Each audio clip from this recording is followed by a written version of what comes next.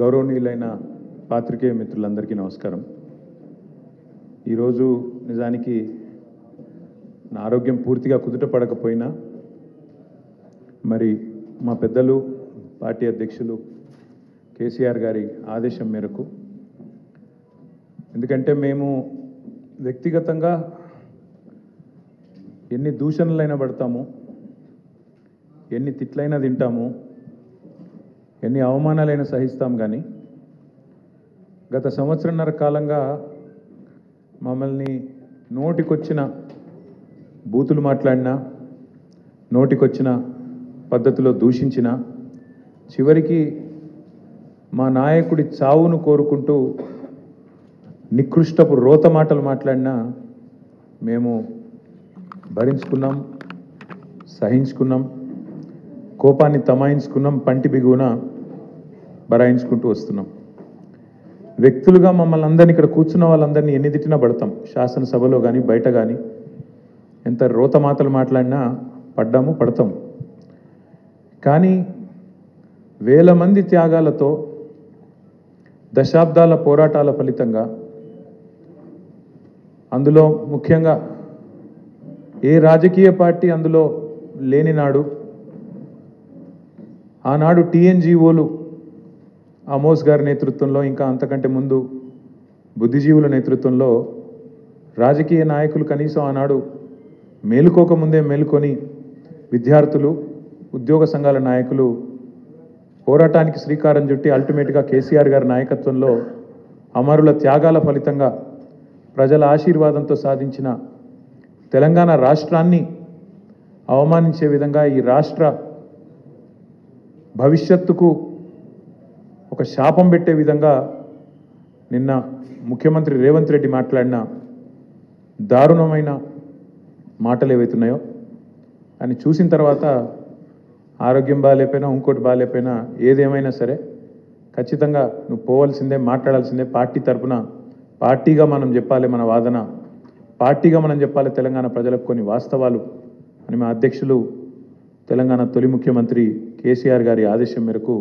ఇవాళ మనందరం ఇక్కడ కూర్చుని ఉన్నాం. నిజంగా నిన్న రేవంత్ రెడ్డి గారు మాట్లాడిన మాటలు చూస్తే స్వతంత్ర భారతదేశ చరిత్రలోనే అత్యంత అసమర్థుడు, ఒక చేతగానివాడు, ఒక పనికిరాని దక్షత లేని పాలకుడు ఇంకొకరు లేరు ఈ దేశంలో అనేది మాత్రం తేలిపోయింది. అట్లాగే ఇంకోటి కూడా తేలిపోయింది. ఏవైతే వీళ్ళు ఒక 420 హామీలతో అభయ హస్తం అనే పేరు మీద ఇచ్చిన మేనిఫెస్టో, అందులో సబ్బండ వర్గాలకు కలిపి 420 హామీలు ఏవైతే ఇచ్చిండ్రో, కాంగ్రెస్ మేనిఫెస్టో ఈ శతాబ్దపు అతిపెద్ద మోసం అనేది కూడా తేలిపోయింది. అట్లాగే కేసీఆర్ గారు చిలుకకు చెప్పినట్టు చెప్పిండ్రు తెలంగాణ సమాజానికి. ఢిల్లీ పార్టీలను నమ్మితే 60 ఏళ్ళు గోసపడ్డం, మళ్ళా మోసపోతే ఢిల్లీ పార్టీల చేతుల్లా మళ్ళా గోసపడతాం, మళ్ళా ఆగమవుతాం అని చిలుకకు చెప్పినట్టు 100 సభలు మాట్లాడితే ప్రతి సభలో తెలంగాణ సమాజానికి ఒక అన్నగా, ఒక సోదరుడిగా, ఒక తండ్రిగా వారు చెప్పడం జరిగింది. ఆనాడు ఎన్నికల నాడు కేసీఆర్ గారు చెప్పిన ప్రతి మాట, ఢిల్లీ పార్టీలను నమ్మితే ఆగమైతే తెలంగాణ అని చెప్పిన మాట అక్షర సత్యం అని చెప్పి ఇవాళ రుజువు అయింది. ముఖ్యమంత్రి గారు మాట్లాడుతూ నన్ను ఎవరు నమ్ముతలేరు, అప్పు ఉడతలేదు, ఢిల్లీకి వెళ్తే దొంగను చూసినట్టు చూస్తుండ్రు, అపాయింట్మెంట్ కోసం పోతే చెప్పులు ఎత్తుకపోతాడేమో అని భయపడుతున్నారు. నాకు తెలిసి అయితే నాకు దగ్గర 48-49 ఏళ్ళు ఉన్నాయి. నేను కూడా రాజకీయాలను ఒక 35 ఏళ్ళకి వెళ్ళి చిన్నప్పటి నుంచి పేపర్లు చదివే అలవాటు ఉంది, టీవీ చూసే అలవాటు ఉంది, రాజకీయ కుటుంబంలో పుట్టినా కాబట్టి దగ్గర నేను కూడా ఒక 10-15 మంది ముఖ్యమంత్రులు వాళ్ళ నడవడిక, వాళ్ళ మాట తీరువన్నీ చూసినాను. నాకు పక్కన చాలామంది విశేషమైన అనుభవం కలిగిన వాళ్ళు ఉన్నారు. కానీ బహుశా ఇంత దివాలా కోరు మాటలు మాత్రం బహుశా ఈ దేశ చరిత్రలనే ఏ రాజకీయ నాయకుడు కూడా మాట్లాడలేదు. ముఖ్యమంత్రి కాదు, ఏ రాజకీయ నాయకుడు కూడా మాట్లాడలేదు. ఒక్క మాటలో చెప్పాలంటే రేవంత్ రెడ్డి గారు నిన్న నాకు పరిపాలన చేత కాదు అని కాడి పడేసిండని చెప్పక తప్పదు. చాలా స్పష్టంగా కాడి వారేసి నాతో కాదు అని చేతులు ఎత్తేసిండు. ఇక అయిపోయింది, నాతో కాదని నిన్న స్పష్టంగా చెప్పిండు. కానీ వారితో పాటు ఈ రాష్ట్ర ప్రజలకు కొన్ని వాస్తవాలు చెప్పాలి కాబట్టి మా బాధ్యత కాబట్టి చెప్పాలనుకుంటా ఉన్నాం. ఎక్కడ పోయినా దొంగలాగా చూస్తున్నారు అంటున్నాడు ముఖ్యమంత్రి. మరి దొంగలెక్క కాకపోతే ఎట్లా చూస్తారు? దొంగలెక్కనే చూస్తారు. నోట్ల కట్టలతో దొరికిపోయిన దొంగను ఖచ్చితంగా దొంగనే అంటారు, దొంగనే చూస్తారు. ఒక విశ్వసనీయత లేని ఓటుకు నోటు దొంగను కాంగ్రెస్ అనే ఒక ఎర్రి పార్టీ గుడ్డిగా నమ్మి సీఎం చేసింది, కానీ ఖచ్చితంగా దేశంలో మిగతా వాళ్ళు మాత్రం నమ్ముతలేరు. మోసగాళ్లను దొంగలను దొంగలే అంటారు ముఖ్యమంత్రి గారు. ఖచ్చితంగా అది ఈరోజు కాదు, చివరి రోజు దాకా కూడా నీ పరిస్థితి అదే ఉంటుంది, యాద పెట్టుకోని చెప్తున్నా. తప్పు చేసింది దొంగ చేతికి తాళాలు ఇచ్చి కాంగ్రెస్ పార్టీ రాహుల్ గాంధీ గారు. ఈరోజు మే 6, 2025 నేను మీ అందరు గుర్తు చేస్తున్నా, సరిగ్గా 3 సంవత్సరాల కిందట ఇదే రోజు మే 6, 2022 నాడు రాహుల్ గాంధీ గారు వరంగల్కి వచ్చినారు. రైతు డిక్లరేషన్ అనే పేరిట ఆ రోజు రాహుల్ గాంధీ గారు చెప్పిన మాటలు 2 లక్షల రుణమాఫీ చేస్తామని, అట్లాగే రైతు భరోసా 15,000కు పెంచుతామని, అట్లాగే కౌలు రైతులకు రైతు బంధు ఇస్తామని, అట్లాగే రైతు కూలీలకు న్యాయం చేస్తామని వ్యవసాయ డిక్లరేషన్లో చెప్పి 3 సంవత్సరాలు దాటింది రాహుల్ గాంధీ గారు. అందుకే నేను అంటున్నా, తప్పు చేసింది రాహుల్ గాంధీ, తప్పు చేసింది ఏఐసిసి, దొంగ చేతికి తాళం ఇచ్చి ఇవాళ తెలంగాణ చేతికి చిప్పవచ్చే పరిస్థితి చేసింది ఖచ్చితంగా ఆల్ ఇండియా కాంగ్రెస్ కమిటీ, ముఖ్యంగా దానికి బాధ్యుడు లీడర్ ఆఫ్ ఆపోజిషన్గా ఉన్న రాహుల్ గాంధీ గారు అని చెప్పి నేను చెప్తా ఉన్నాను. అట్లాగే ఇవాళ ఎందుకు ఈ మాటలు, ఎందుకు ఈ ఫ్రస్ట్రేషన్ అని చెప్పి ఇప్పుడు కొంతమంది మిత్రులు వారితో కలిసి మేము వస్తున్నప్పుడు ఇక్కడికి కమలాకర్ గారు, నేను మాట్లాడుకుంటూ వచ్చినాం, వెంకటరమణారెడ్డి గారు, అట్లాగే మా ప్రశాంత్ రెడ్డి గారు మాట్లాడుకుంటూ వస్తుంటే వారందరూ అన్నది మాట ఒకటే, అధికారంలోకి వస్తామని వాళ్ళు అనుకోలేదు, అడ్డగోలుగా హామీలు ఇచ్చిండ్రు, నోటికొచ్చిన చెత్తవాగుడంతా వాగినరు, ఎవరేం చెప్తుంది రాసుకుంటా వేయినరు, మేనిఫెస్టో అనుకుంటా. ఇవాళ ఏం చేయాలనో తెలుస్తలేదు, వచ్చినాక మొత్తం నాశనం చేసిండ్రు. అట్లాంటి పరిస్థితి వచ్చింది కాబట్టి ఇవాళ కేవలం తప్పించుకోవడానికి, కేవలం ప్రజలను ఇక మాతో కాదు తప్పించుకోవడానికి మార్గాలు వెతుకుతూ, దొంగతనం చేసినాక దొంగ పారిపోయేటప్పుడు ఎట్లయితే మార్గాలు వెతుకుతాడో ఆ పద్ధతుల్లో రేవంత్ రెడ్డి గారు ఇవాళ మాట్లాడుతున్నట్టుగా ఆయన ఫ్రస్ట్రేషన్ చూస్తుంటే కనబడతా ఉన్నది. ఎన్ని మాటలు చెప్పిండండి మన రాష్ట్ర ప్రభుత్వ ఉద్యోగులకి, ఎన్ని హామీలు ఇచ్చిండు. అసలు ఉద్యోగుల గురించి, ఉద్యోగుల త్యాగాల గురించి, ఉద్యోగులు తెలంగాణ కోసం చేసిన పని గురించి రేవంత్ రెడ్డికి కనీసం ఇసుమంతన తెలుసా? అసలు ఆనాడు కేసీఆర్ గారు నిరాహార దీక్షకు పోయిందే ఉద్యోగ గర్జన సభ నుంచి. ఉద్యోగుల విషయంలో ఆనాడు ఒకసారి ఫ్రీ జోన్ హైదరాబాద్ అనే ఒక తీర్పు వస్తే దాన్ని ఖచ్చితంగా తిరస్కరిస్తున్నది తెలంగాణ సమాజం అని చెప్పి తెలంగాణ ఎన్జిఓల త్యాగాన్ని గుర్తు చేస్తూ తెలంగాణ ఎన్జిఓ అనే సంఘాన్ని ఉమ్మడి ఆంధ్రప్రదేశ్లో కూడా అత్యద్భుతంగా నడిపిన ఉద్యోగ సంఘాల నాయకులకు మా స్వామి గౌడ్ గారు ఇక్కడే ఉన్నారు, మా శ్రీనివాస్ గౌడ్ గారు ఇక్కడే ఉన్నారు, పెద్దలు దేవిప్రసాద్ గారు ఉన్నారు, పాతూరి సుధాకర్ రెడ్డి గారు ఉన్నారు, ఇంకా ఉపాధ్యాయుల నుంచి వచ్చిన మా సోదరుడు రసమై బాలకృష్ణ గారు ఉన్నారు. ఇట్లా ఎంతోమంది ఆనాడు ఉద్యమంలో కదం దొక్కితే వారి త్యాగ స్ఫూర్తితో అల్టిమేట్గా తెలంగాణ వచ్చింది. కాబట్టే కేసీఆర్ గారు దేశంలో ఎక్కడ లేనట్టు కేంద్ర ప్రభుత్వ ఉద్యోగుల కంటే ఎక్కువ ఉండాలి మన తెలంగాణ ఉద్యోగుల జీతాలని చెప్పి 73% ఫిట్మెంట్ ఇచ్చిండు. ఒక స్పెషల్ ఇంక్రిమెంట్ ఇచ్చిండు, తెలంగాణ ఇంక్రిమెంట్. ఎందుకు?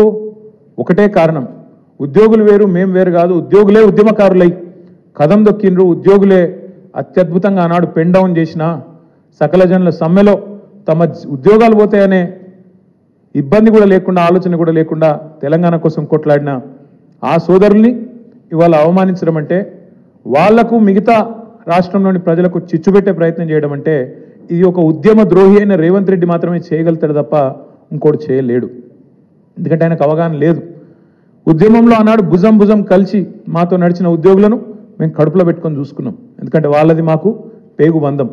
అందుకే ఒక ఉద్యోగ సంఘాల నాయకుడు మంత్రి అయిండు, మరొక నాయకుడు కౌన్సిల్ చైర్మన్ అయిండు, ఇంకొక నాయకుడు బ్రహ్మాండంగా ఆనాడు కార్పొరేషన్ చైర్మన్ అయిండు, ఇంకొక నాయకుడు ఎమ్మెల్సీ అయిండు, ఇంకొక నాయకుడు ఎమ్మెల్యే అయిండు, చాలామంది ఇంకా చాలామంది పెద్ద పెద్ద హోదాల్లో ఆనాడు ప్రభుత్వంలో ఉన్నప్పుడు వారిని గౌరవించుకున్నది కేసీఆర్ ప్రభుత్వం.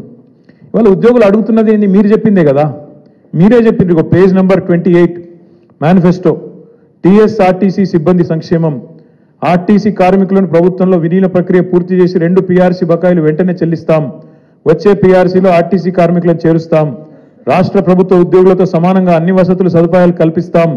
ఆర్టీసీ బస్సులకి ఏందో చెప్పింది. ఇక ఇది ఆర్టీసీ కార్మికుల గురించి మీరు చెప్పిన మాట. ఇక ప్రభుత్వ ఉద్యోగుల గురించి మీరు చెప్పిన మాటలేంది? సంక్షేమం గురించి మీరే చెప్పినారు. రాష్ట్ర ప్రభుత్వ ఉద్యోగులందరికీ పెండింగ్లో ఉన్న 3 DAలు తక్షణమే చెల్లిస్తాం. రాష్ట్ర వ్యాప్తంగా ఉన్న ఉద్యోగ ఉపాధ్యాయులకు 1వ తారీఖున వేతనాలు అందే విధంగా చర్య తీసుకుంటాం. సప్లిమెంటరీ బిల్లులు 15 రోజులు చెల్లిస్తాం. సిపిఎస్ విధానాన్ని రద్దు చేసి ఓపీఎస్ తెస్తాం. పెన్షనర్లకు ఉద్యోగులకు ఇచ్చే DAలను సకాలంలో ప్రకటించి బకాయిలను వెంటనే ఇస్తాం. 317 రద్దు చేస్తాం. కాంగ్రెస్ ప్రభుత్వం ఏర్పాటైన వెంటనే కొత్త పీఆర్సీ ప్రకటించి 6 నెలలలోపు సిఫార్సులు అమలు చేస్తాం. కాంట్రిబ్యూషన్తో పాటు అన్ని రకాల జబ్బులు అని చెప్పి ఇంకేందేందో రకరకాల మాయమాటలు వారి కోసం చెప్పిండ్రు. ఏం అడుగుతుండ్రు ఇవాళ ఉద్యోగులు? మీరు చెప్పిందే అడుగుతుండ్రు కదా. గొంతమ్మ కోరికలు ఏమైనా కోరినరా? పీఆర్సీ వేస్తామన్నారు, ఏది అని అడుగుతుండ్రు. DAలు ఏవి అని అడుగుతున్నారు. కానీ ఇవాళ మీరు మాట్లాడే మాట ప్రజల ముందు ఉద్యోగులను విలన్లుగా చిత్రీకరించే ఒక చిల్లర కుట్ర ఏదైతే స్వయంగా ముఖ్యమంత్రి గారు చేస్తున్నారో వారిని వాళ్ళ తెలంగాణ ఉద్యోగుల తరపున మేము అడుగుతున్నాం. భారత రాష్ట్ర సమితిగా అందాల పోటీలకు 250 కోట్లు ఉన్నాయి, కానీ పెన్షన్ రిటైర్ అయిన వాళ్ళకు మీకు పెన్షన్ ఇస్తుంది, కానీ రిటైర్ అయిన వాళ్ళకు రిటైర్మెంట్ బెనిఫిట్స్ ఇస్తుంది, కానీ పైసలు లేవా? ఇదేనా నీ ప్రభుత్వం? ఇదేనా నీ ప్రాధాన్యత? నన్ను కోసుకొని తింటారా అంటుండు ముఖ్యమంత్రి. నన్ను కోసుకొని వండుకొని తింటారా? ఇదొక ముఖ్యమంత్రి ప్రభుత్వ ఉద్యోగులను ఉద్దేశించి మాట్లాడిన మాట. అయ్యా ముఖ్యమంత్రి గారు, నిన్ను కోసుకొని తినేంత పిచ్చోడేవాడు లేడు.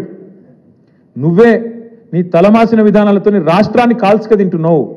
రాష్ట్రాన్ని సంవత్సరంన్నర రాచి రంపాన పెడుతున్నావు నువ్వు. ఇది వాస్తవం. ఇలా రాష్ట్ర ప్రజలు ఒక మౌలికమైన ప్రశ్న అడుగుతున్నారు. కేసీఆర్ ఉన్నప్పుడు కరెంట్ ఎందుకు మంచిగా ఉండే, ఇప్పుడు మంచిగా ఎందుకు లేదు? కేసీఆర్ ఉన్నప్పుడు మంచినీళ్ళు ఎందుకు మంచిగా వస్తుండే, ఇప్పుడు ఎందుకు వస్తలేవు? ఎండాకాలం రాగానే మళ్ళీ ఆగం ఎందుకు అవుతుంది? మళ్ళీ బిందెలు పట్టుకొని రోడ్డు మీదకి ఎందుకు పోవాలి? కేసీఆర్ ఉన్నప్పుడు రైతు బంధు పడుతుండే, ఇప్పుడు ఎందుకు పడతలేదు? కేసీఆర్ ఉన్నప్పుడు టైంకు పెన్షన్లు వస్తుండే, ఇప్పుడు 2 నెలలు ఎందుకు ఎగ్గొడుతుండు? కేసీఆర్ ఉన్నప్పుడు చెప్పిన ప్రతి పని చేస్తుండే, ఇప్పుడు ఎందుకు చేయలేకపోతున్నాడు? కేసీఆర్ ఉన్నప్పుడు రాష్ట్రం రయ్యమని పురోగమనంలో ముంగటిపోయింది, ఇప్పుడు ఎందుకు తిరోగమనంలో పోతుంది, ఎందుకు వెనకపోతుంది అని అడుగుతున్నారు. సమాధానం ఉందా నీ కాడ? ఎందుకు అంటే నీకు చేతనైతలేదు, నీ కాంగ్రెస్ పార్టీకి చేతనైతలేదు. కేసీఆర్ ఉన్నప్పుడు బీఆర్ఎస్ పాలనలో రాష్ట్రం దేశానికి రోల్ మోడల్ అవుతుంది, ఎట్లా కాంగ్రెస్ పాలనలో దివాలా ఎందుకు తీస్తున్నది? కారణం ఒకటే, ఇది నాయకత్వ లోపం. మీ కాంగ్రెస్ పార్టీ పెట్టిన శాపం తెలంగాణకు. మార్పు పేరుతో మీరు చేసిన దుర్మార్గం ఇది. అందుకే మేమనేది, ఏ ముఖ్యమంత్రి కూడా భారతదేశ చరిత్రలో ఈ 78 ఏళ్లలో తాను పరిపాలిస్తున్న రాష్ట్రానికి నీ శాపాలు పెట్టినోడైతే వాడు లేడు. ఎయిడ్స్ పేషెంట్ అంటివి, క్యాన్సర్ పేషెంట్ అంటివి, ఆఖరికి నిన్న దివాలా తీసింది మనకు అప్పు ఉడతలేదు అని చెప్పి అట్లా మాట్లాడుతీవి. అందుకే నీ దివాలా కోరు మాటలు, నీ ఇంటలెక్చువల్ బ్యాంక్రప్సీ, నీ ప్రభుత్వం యొక్క దివాలా కోరు విధానాలే వాళ్ళ రాష్ట్రం పాలిట శాపాలుగా మారినాయి. సీఎం అన్నట్టు